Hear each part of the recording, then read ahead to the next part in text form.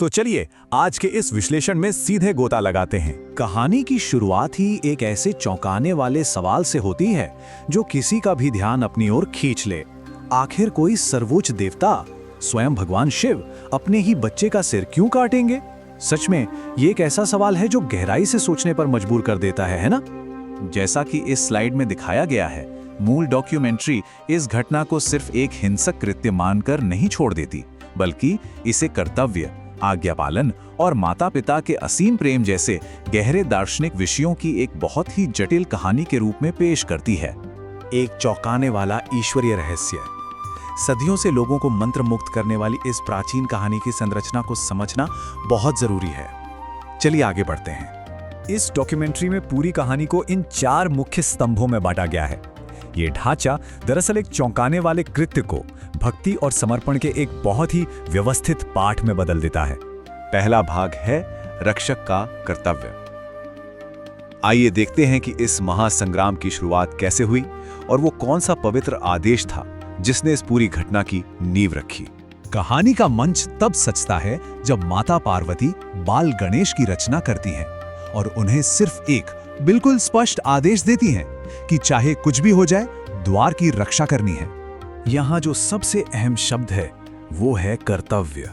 गणेश जी का हर कदम पूरी तरह से इसी कर्तव्य की भावना से प्रेरित था और यही वो बिंदु है जहाँ से 2 परम शक्तियों के बीच एक ऐसे टकराव की शुरुआत होती है जिसे टाला नहीं जा सकता था। देवताओं का टकराव। अब हम इस कथा के दूसरे और सबसे ज्यादा नाटकीय चरण की तरफ बढ़ते हैं। इस घटनाक्रम को देखिए। ये मातृत्व की एक साधारण रचना से शुरू होता है, फिर द्वार की रक्षा के कर्तव्य तक जाता है।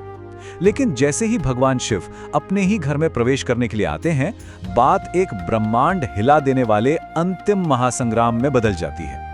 अब यहाँ जो विरोधाभास है वो बहुत ही दिलचस्प है। एक तरफ है बाल गणेश का अटल समर्पण, वो अपनी जगह से हिलने को तैयार नहीं है, और दूसरी तरफ है भगवान शिव का सर्वोच्च अधिकार, वो अपने ही निवास में जाने से कैसे रुक सकते हैं।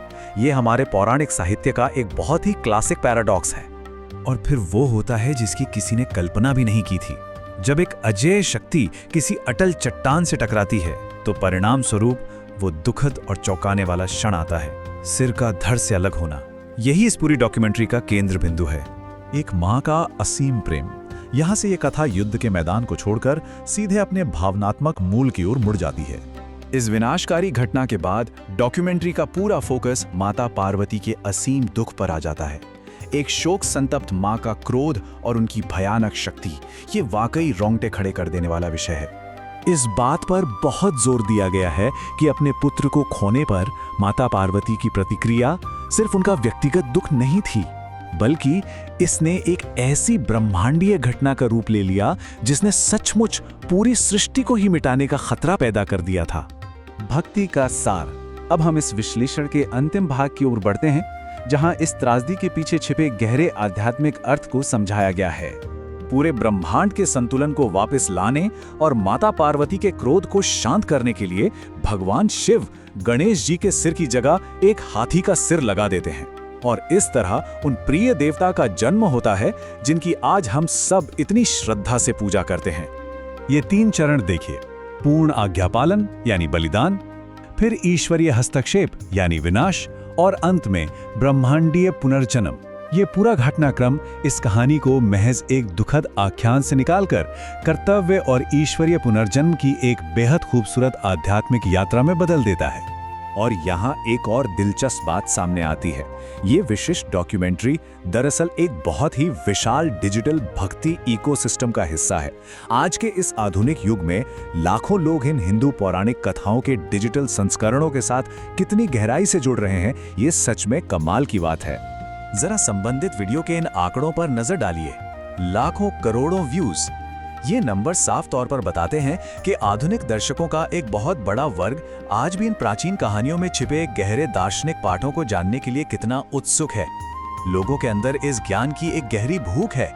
अंततः ये पूरा विश्लेषण एक बहुत गहरे प्रश्न के साथ समाप्त होता है। क्या ये प्राचीन कहानियां महज मिथक हैं, या फिर क्या इन भक्ति डॉक्यूमेंट्रीज के भीतर छिपे ये गहन संदेश ही वो साचे हैं जिनकी मदद से आज की आधुनिक दुनिया में कर्तव्य, अधिकार और भक्ति को सही दिशा दी जा सकती है?